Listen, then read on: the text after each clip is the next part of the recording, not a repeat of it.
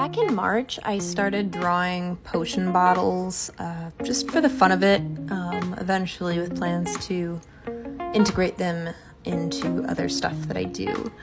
And recently, I've had some downtime between getting stuff ready for shop updates and all that stuff, and I decided I felt like painting some of them. The other ones are all black work with stippling for details and stuff, and I felt like painting, so I drew an entire full sheet of potion bottles, bugs, and plants, and I'm gonna take you along with me while I paint all of them.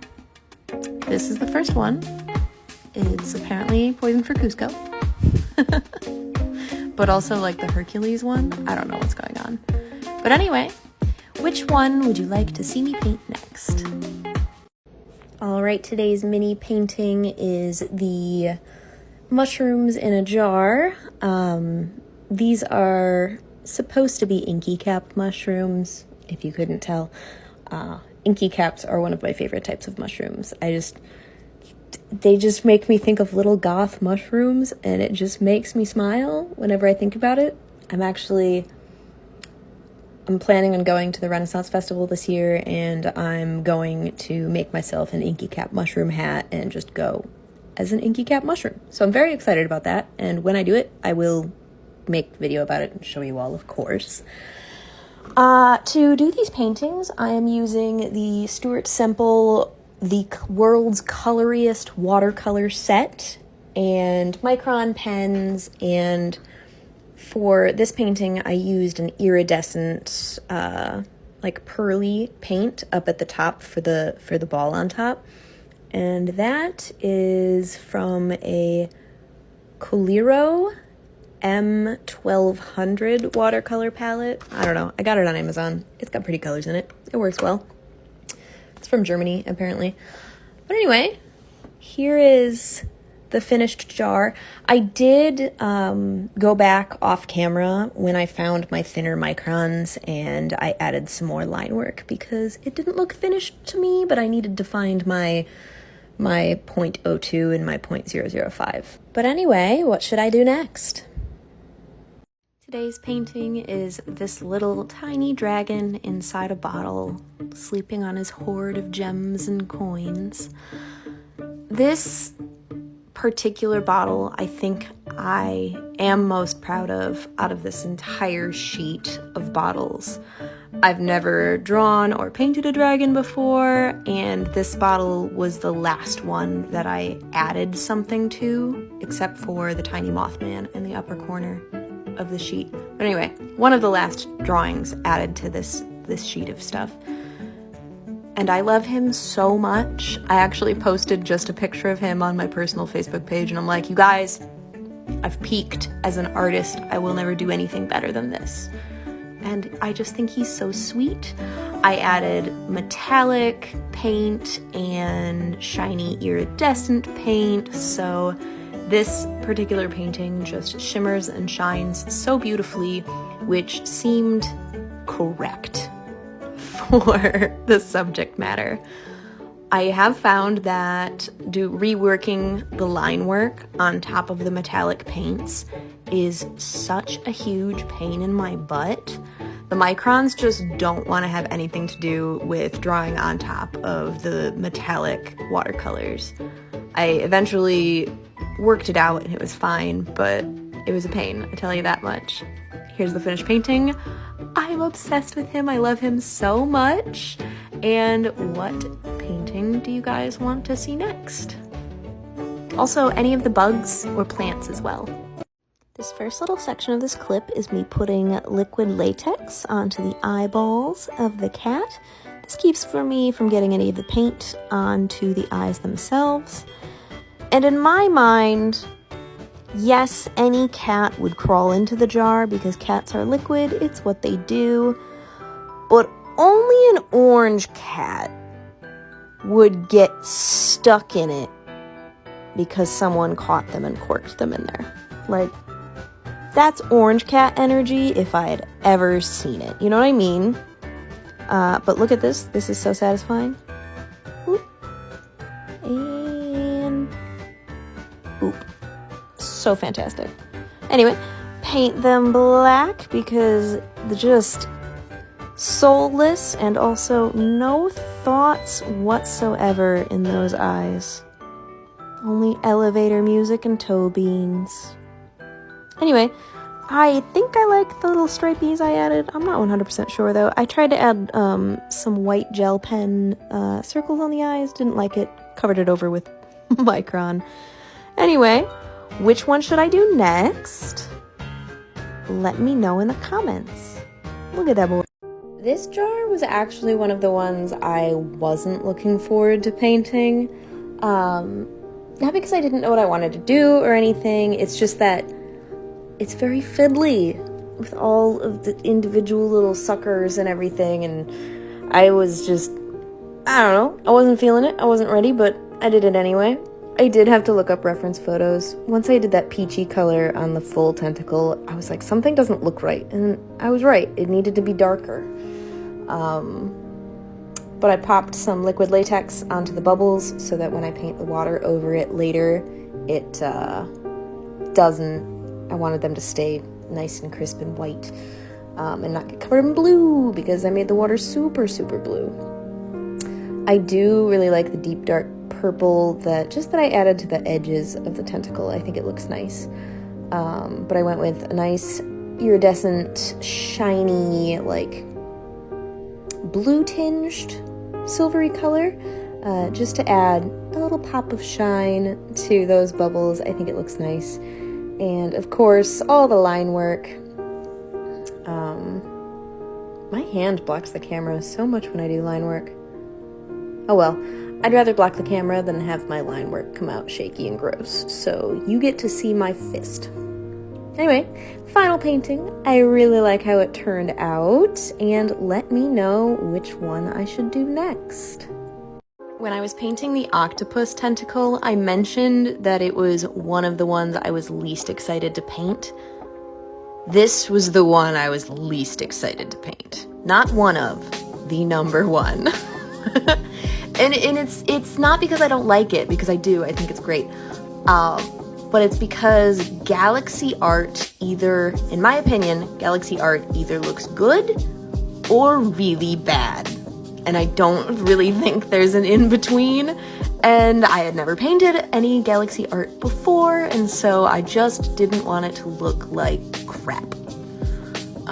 But I was just kind of chanting to myself to trust the process, trust the process, trust the process, and hope for the best. And honestly, I'm really happy with how this came out. I'm so happy I trusted the process because I do think it falls into the category of good Galaxy Art. And so I'm quite proud.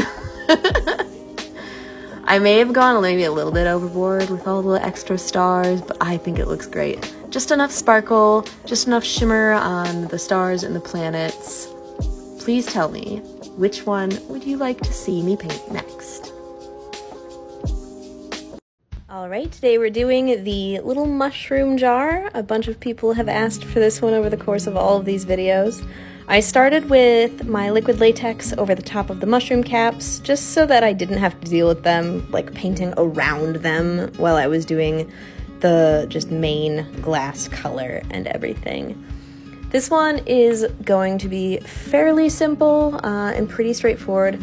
I was just gonna do dirt, but then I was just like, I don't know, just brown didn't feel right to me, so I tried to make it look mossy, and I think I did pretty well with that. Just a nice mottled green on top of the brown, and then gold stems for the mushrooms, and we're doing red caps with white polka dots, of course, but we'll get to that.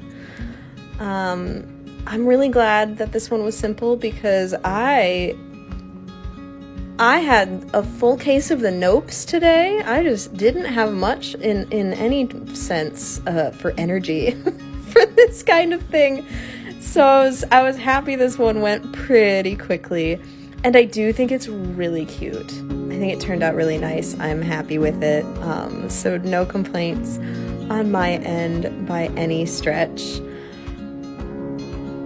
So we'll see what comes next. And by we'll see, I mean you guys tell me what comes next. Also, let me know what you think of this one. I think it's adorable. Also, don't forget about the bugs and plants outside of the jars too. You guys, today we're painting a tiny little friend, my little Mothman that I love him so much. He's just so cute. His little arms, are you kidding me? But anyway, I went with a nice darker blue, but like nice and saturated color because with him being black and gray, I really wanted the jar to kind of punch up the color a little bit. I filled in his eyes with liquid latex so I could do his face. And I started with gray because I wanted him to be gray, and then my gray just wasn't being very cooperative with me, so I went about getting gray by way of just using black alone, and it worked out great. I did red eyes, and then I added a shiny red on top of them and just a little bit of glow around the eye sockets as well. And then line work.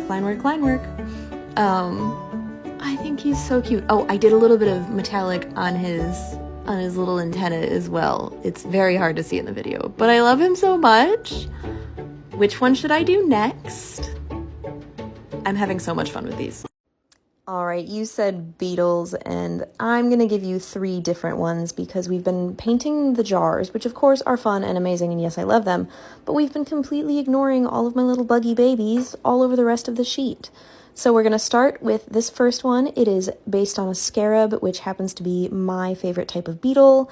And yes, my obsession with them did stem from the 1999 cinematic masterpiece, The Mummy. Of course, they don't do what they do in the movies, but I still love them nonetheless. I think they're super fascinating, and I like the lore behind them. This second one is a longhorn beetle, apparently. I at first drew it because it looked cool and it had an interesting body type, and then I wanted to figure out what it actually was, and it took me just an aggressively long time to actually pinpoint that this is in fact a longhorn beetle. I just thought his body shape was really cool. The antennas are a lot shorter on this one than they are in real life, but I ran out of space, what can I tell you? And then this is a 6-spotted tiger beetle, which I think his coloring is absolutely beautiful. It's one of those super iridescent, color shifty beetles. I don't have any color shifting watercolors, so I had to do the color shift kind of look of it by hand, and then I put an iridescent paint over top of it. But here are all 3. These metallics, I tell you, they're so much more vibrant and fascinating to look at in person. They just don't show up on film as well as I would like them to, but they still look really pretty on film, so I will take it. But anyway, what should I paint next? I've got more bugs, I've got a bunch of witchy plants, and of course more jars and bottles, so let me know. I suppose I have ignored the existence of this snail for long enough. Enough people have asked, and enough people have asked me repeatedly at this point that I feel like I should probably do it. It feels a little bit like I'm avoiding the snail altogether. It feels that way because it's true.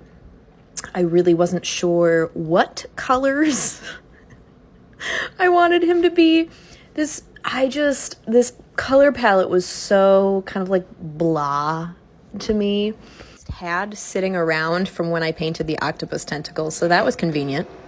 Part of me wanted to paint the snail like bright, fun, cartoony colors, but the other part of me really didn't because I haven't really been doing super crazy bright cartoony colors for a lot of these. I tried to make the cork and the sand different colors because otherwise it was just going to feel very brown heavy, and I just didn't want that to happen. And there was a lot more line work and stippling on this one than I normally do, but I do think he turned out very cute. So I'm not mad at how this turned out. Let me know what I should paint next. So my main goal for the bottle of liquid sunshine was just not to make it look like a bottle of pee. because the liquid needed to be some semblance of a yellow color. That was like a given for me because it's liquid sunshine, and you think sunshine, you think yellow. It had to be that way in my brain, and I needed it to not look like pee. So obviously I made it gold because, liquid sunshine gold. Also I missed an entire section of painting there. I thought I was recording, turns out I wasn't, for all of the glass shading there, but whatever. Anyway, made it gold. I'm happy with how it came out. The liquid sunshine bottle was actually kind of a throwaway design for me. I designed the bottle, and then I had the bottle with the label, and I didn't know what to write on it, so liquid sunshine came out of nowhere in my brain. Anyway, this is what it looks like. It's pretty. I like it. I like the little flashing on the cork on the inside, but so I'm about to do next.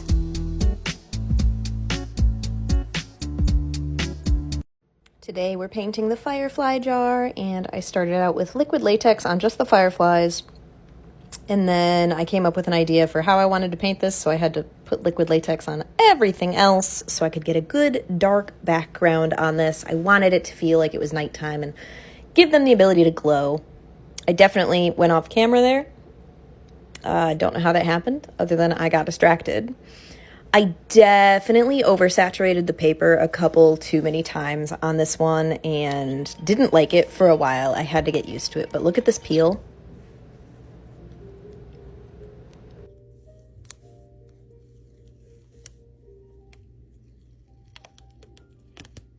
But anyway, I think I ended up fixing it in a way that I ended up liking it. So ultimately it was fine, but I'm not used to doing such large spanses with such pigmented dark colors, and I think that's what threw me off and how I got a little bit off the rails there. But I added metallic to the lid as well as their little glowing butts, and I really like how the glow turned out. I managed to make it actually look kind of like a glowing haze rather than just a circle around it, and I'm very happy with how that turned out. But I'm actually quite happy with how this jar ended up looking.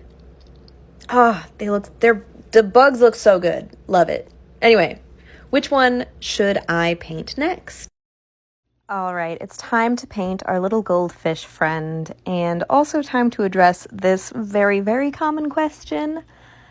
And the answer is, I would very much like to make stickers. I actually started painting these specifically to get stickers made because I knew that I was going to have my art made into transfers. I thought it would be really cool to also make them into stickers, because then I would have stickers that match the art on my pots, and I thought that would be super cool.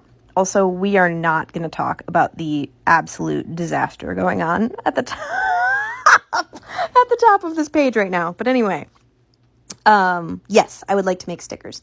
However, I don't really know how to go about that. And so my question is, for other artists who have had stickers made through outsourcing with a company, what is your experience?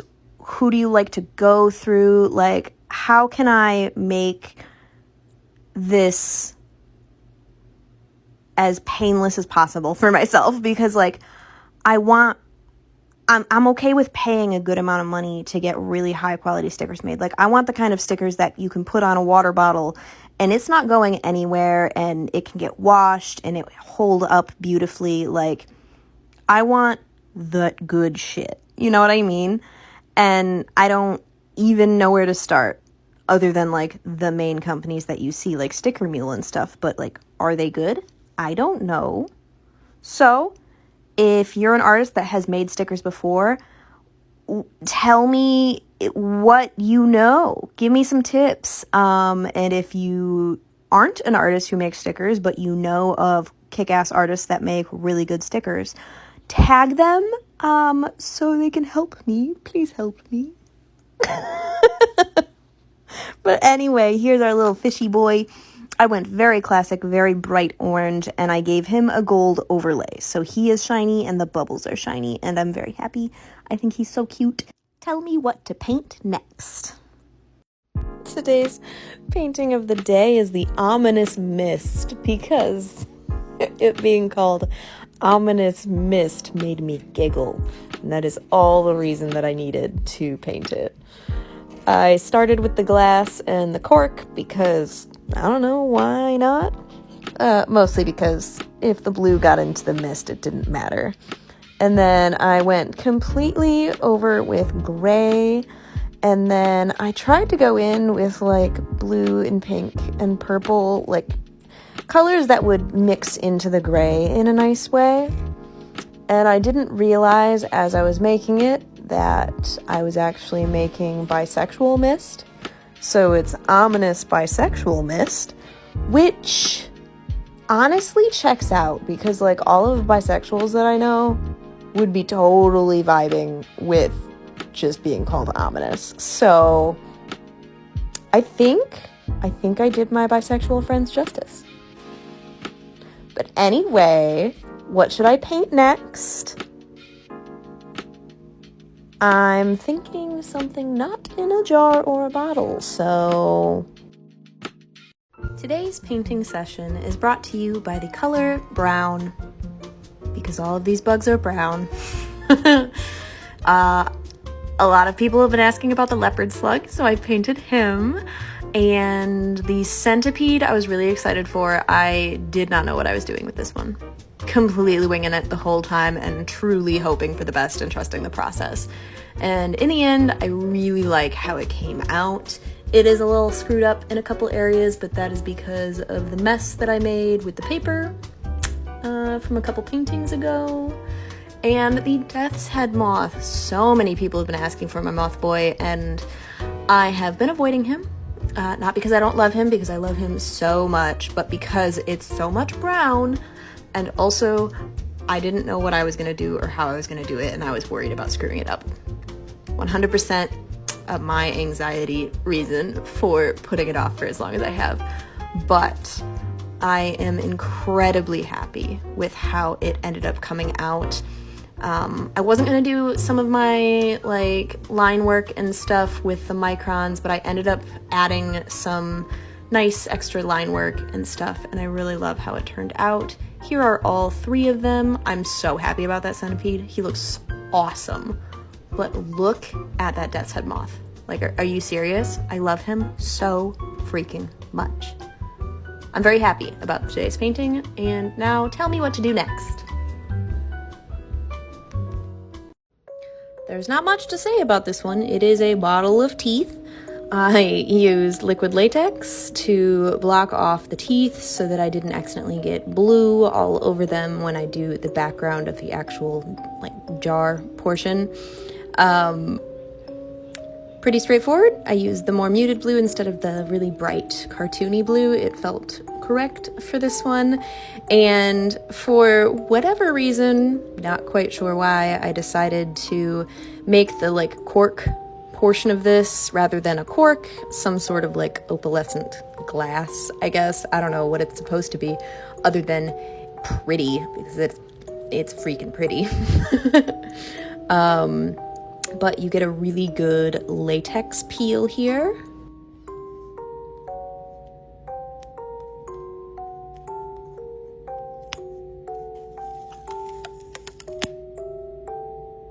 But anyway, then I move on to painting the teeth. I was actually looking back at the footage when I was editing this, and I did actually like the yellowy tone that the teeth had from the liquid latex, but it didn't match my vision in my head, which was very like clean white teeth, except for the blood on the tips of them. And I just thought the gray lent better to that vibe than the yellowy tone did. But this is how it looks now that it's finished. I love it, good and creepy. And tell me what I should paint next. Now, from my memory, which to be fair, is garbage. I have the memory of a goldfish. But I'm pretty sure no one except for you has asked to see any of the plant life that I have drawn all over the sheet.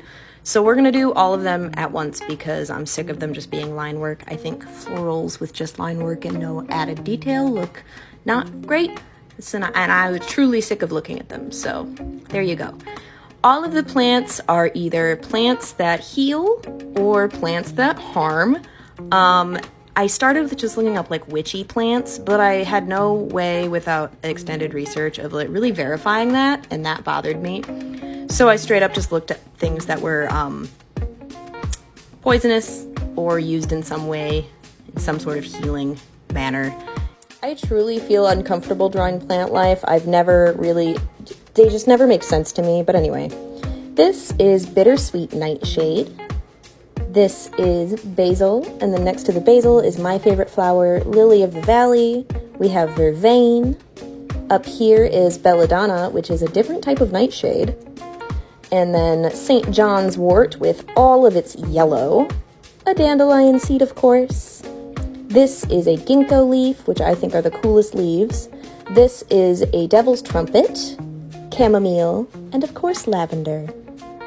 I'm glad I got all of these painted. They bother me a whole lot less now that they're painted.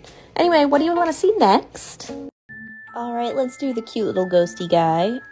As always, with anything that I want to stay a light color instead of screwed up and covered in a bunch of other colors, I used liquid latex on the crystal as well as the ghost because I really wanted a dark background on this one. I'm not quite sure what I was doing or what I was going for when I was doing this. I did a couple different layers and then I took some paint away, and ultimately I just made it a nice gradient, lighter in the middle around where the ghost is, because I eventually put like a little bit of a shimmery aura around the ghost. But here's a good peel for you.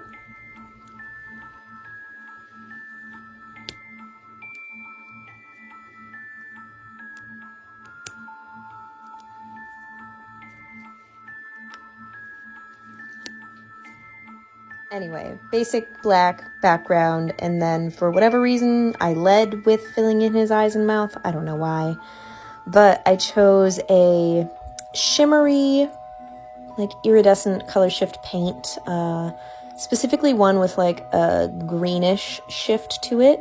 And then on the crystal, I did a couple different blue shifty iridescent paints as well. I made sure to do a couple layers on the ghost to really get the color saturation there, and then around him, I kind of faded that shimmer out into the black so it looks like there's a shimmery aura around the ghost, or at least that was what it was supposed to look like. And the green tint, I feel like, is really nice. And then I went in with my white gel pen to add a little detail to the bottle.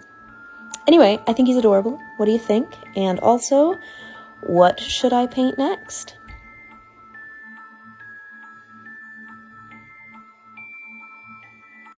In reality, this painting only took about 18 minutes to paint. In my time of actually getting it done, it took like 3 hours because I kept getting distracted by other things, specifically Procreate. This bottle was actually originally intended to be a thunderstorm in a jar because I wanted to do like lightning and everything and storm clouds. But because I designed it to be an underglaze transfer, it had to be entirely in black and white, and it could only be like hatching, cross-hatching, or stippling, that kind of thing. Like no soft gradients or anything. And I did not have the technical skills to draw that in a way that would work. And so it just became a bottle of clouds. And for this one, I did like a sunset kind of clouds. I think they're really pretty, soft and fluffy and strawberry lemonade vibes. And I covered the whole thing in a color shift paint, or at least the cloud portion in a color shift paint, because I think it softened it up even more. And for some reason, I really want peach rings now. But anyway, this is it finished. I think it's really pretty, very soft, very nice. And tell me what I should paint next. I'm so happy with how the line work for this drawing came out. I was kind of wary of painting it. Not because I you know, didn't have any sort of excitement towards it or anything. It's just that the line work on this one was so fine that I figured I was going to accidentally ruin it or something. And also, it's a Black Widow. I used a Black Widow for my reference photo. That's what it's always been supposed to be. And so it's such a tiny, tiny area to paint that I didn't want to lose all the cool details in all of the deep, dark black paint. But ultimately, I just kind of grayed things out a little bit more, except for the body and like some bits of the legs. You can still see the line work in the end, but it's still good and black, and it looks really fantastic. So I'm happy with how this came out. I added some black and some like shiny metallic like gray blue pigment to the stopper on the top, just to add a little bit of something. Otherwise, I don't really know. I didn't want it to be a brown cork, that's for sure. And I think kind of putting the black up top ties into the black spider as well, and everything just kind of gets pulled together that way. So I'm really happy about it. Anyway, let me know what you want me to paint next. This one was fun. I am happy with how it came out.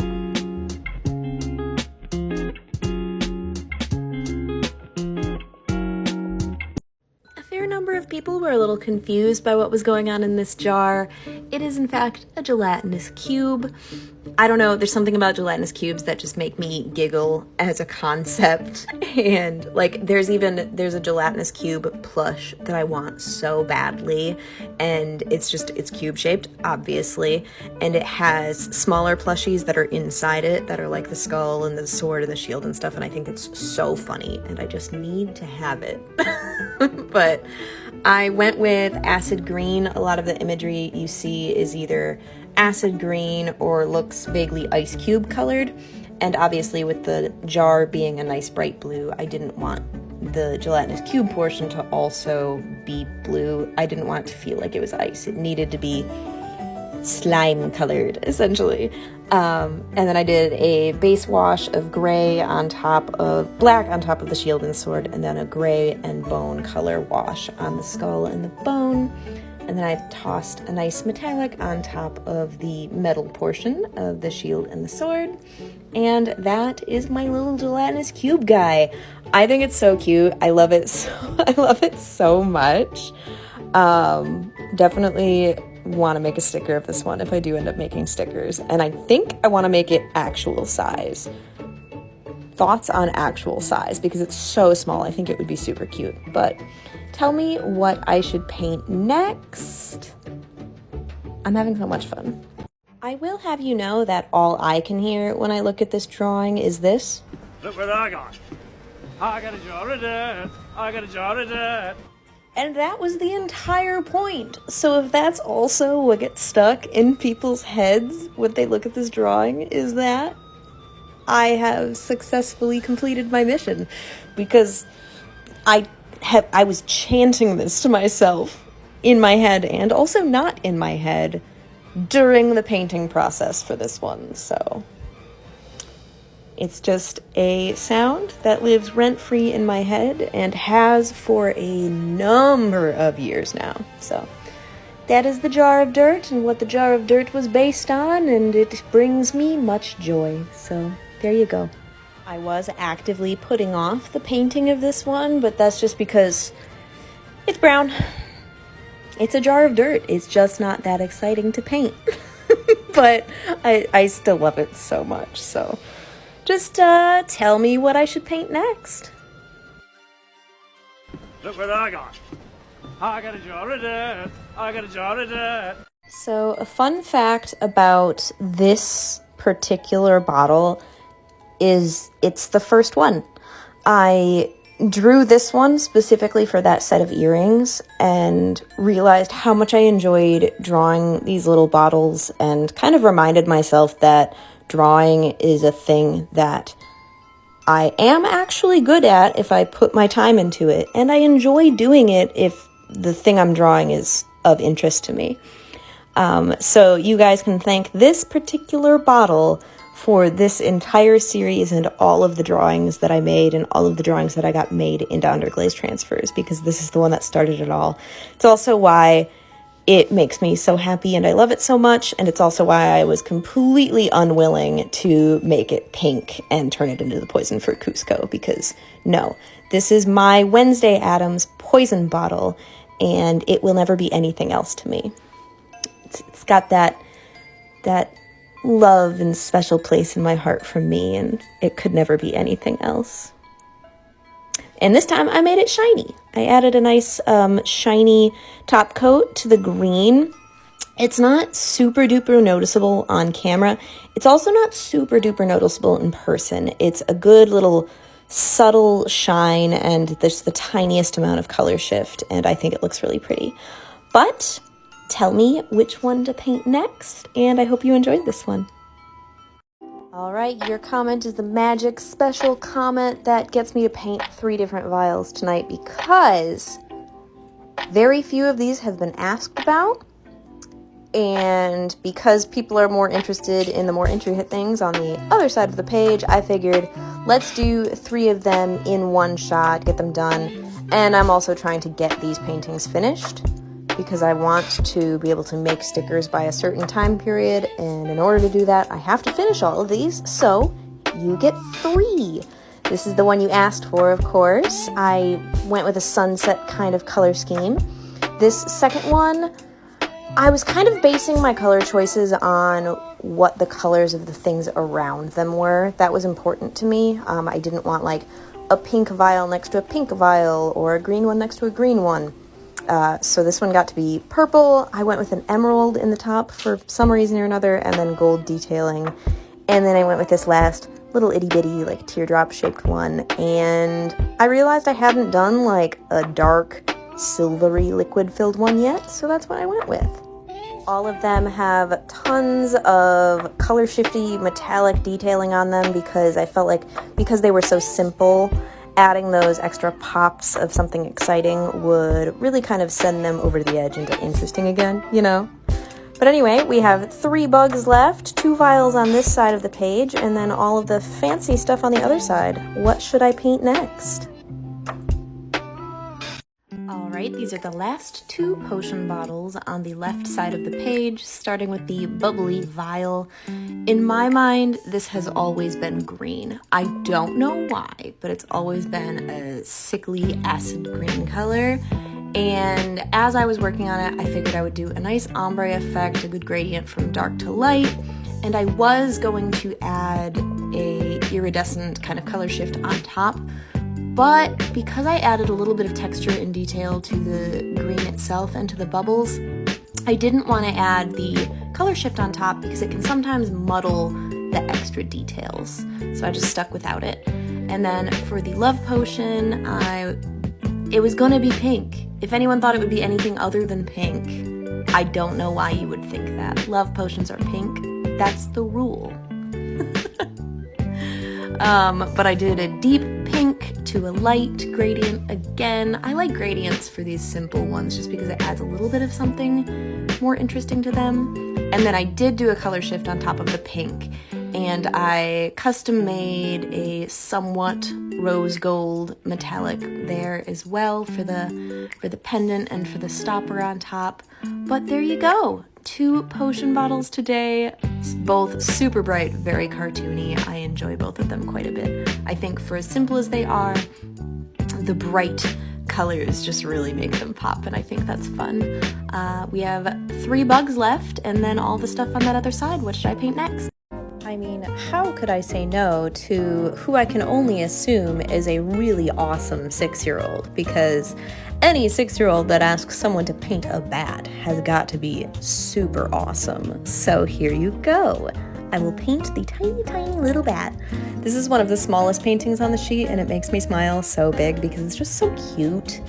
And I figure I like alliteration, and if you like bats, maybe you would like bugs. So I also went on to paint all 3 of the little bugs that we had left. This ladybug is first. I love how bright red it is. They're all fairly simple little guys with a lot of black, so they go fairly quickly here. and I think ladybugs are so cute. This is a potato beetle, and I chose it specifically because it was a potato beetle, and it made me smile. I opted for just using the microns to do the black instead of paint, so I wouldn't accidentally get the paint just pooling everywhere. I was a little shaky at this point. And of course we have an ant, which I chose a carpenter ant because that was the name of a type of ant that I knew. So that's the story behind that one. But here are all of our beetles and our little bat, and I just think they're all so cute, but particularly that bat. I love it so much. So here's what we're looking at so far. The entire left side is finished. The only ones we have left are our scrolls, our Venus flytraps, our eyeballs, we've got the strawberry jam, and the seashells. What should I paint next? I wanted to pair the message in a bottle with something else, and I couldn't figure out which one I really wanted to pair it with for this. And you're right, they both do have a really beachy theme, so we're doing the message in a bottle as well as the seashell jar. And for the little papers here, I custom mixed a papery parchment kind of color, and this one is really straightforward. They are just rolled up pieces of paper in a bottle, nothing crazy. But for the seashells, my brain wanted the spiral one in the front to be gold because it made me think of the seashell from The Little Mermaid. And then I really wanted some bright, tropical, pretty, deep blue for the water. And then with the seashell being gold, my brain immediately went to like princessy pastel colors for whatever reason. And I'm like, you know what? This is already like has fantasy vibes. We're gonna make them all like bright and pastel, and they all have some sort of metallic or color shift. And I really like how cute and sweet that this one turned out. I'm very happy with it. I also added a little white to the glass to try to give it almost a sea glass look, and I think it worked. What do you think? Also, I did go back, someone mentioned it. I forgot to fill in the polka dots on the back of the ladybug. They're supposed to be black. I liked them better as white, but hey, I wanted it to be actually realistic. Tell me which one to paint next. We have these three. I think it's funny how many people were questioning whether or not these were eyeballs or olives. Mostly because, like, why would they be olives? I know I've got like mushrooms and other like everyday things, but like, come on, it's a sheet of witchy apothecary jars. They're not gonna be olives. They're gonna be eyeballs. Although eyeballs, I guess, do look like olives when you don't add any sort of extra detail to distinguish them in any way. Something I've learned through this process, apparently. Also, you wouldn't know this about me, because why would I mention it? But I think olives are disgusting, so I wouldn't paint them anyway.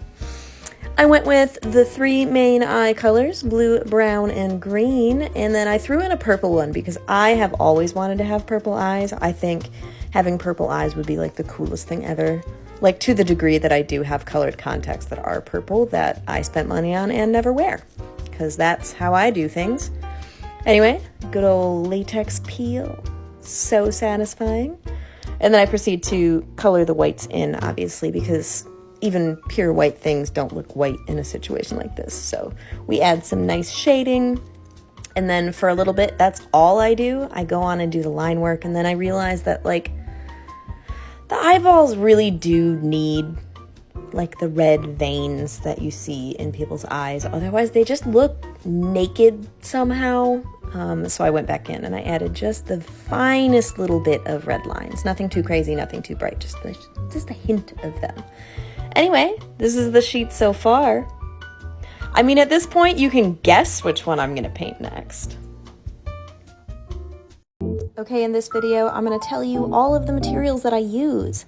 The latex that I use to mask off my stuff is Amico's rubber latex. It is actually used for ceramics, but I decided to use it on my paintings and it worked great. So that's what I use. That's why I have it. I use it for ceramics normally. The paints that I use, the main paint palette that I use is this one. It is Stuart Semple's Coloriest Watercolor Palette. My palette that is full of my iridescent and color shift stuff is this one. I got it on Amazon.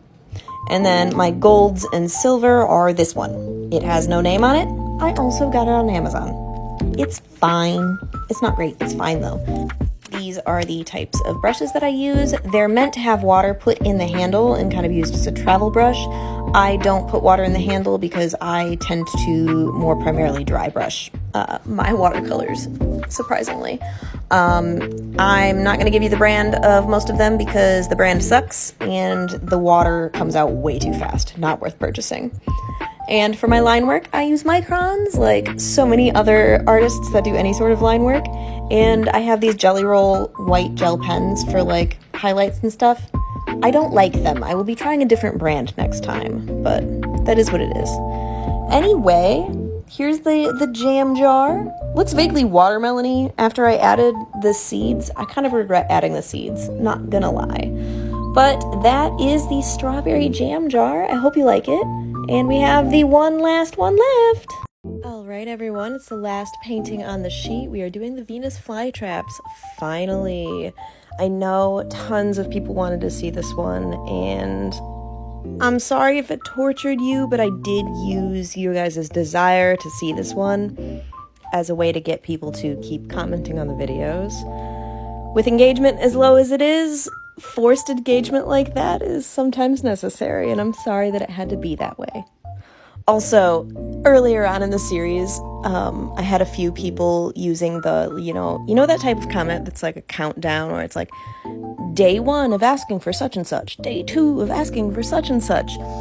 My brain, when I see comments like that, gets real petty about not wanting to do the thing that people are asking for, and so it did that, and a friend of mine also made me promise to do these ones last. She has this weird claim that it's saving the best for last, when clearly she's wrong. There's a dragon in a bottle, like right next door, right downstairs from this one, and that one's clearly the best. But anyway, here's the Venus flytrap. The whole sheet is finished. I'm so happy. I love everything about this. This was so fun for me, and such a fun way for me to like stretch myself as an artist and learn new techniques. So thank you guys so much for all the love and coming along with me while I do it, and all your suggestions and funny comments. It's been a really great time. I did drop this off with a local print shop to get some nice high quality scans made of it, so hopefully there might be some prints and some stickers in the future. We shall see. Tell me what you guys think of everything. Tell me which one is your favorite. I want to know. Mine is obviously the dragon.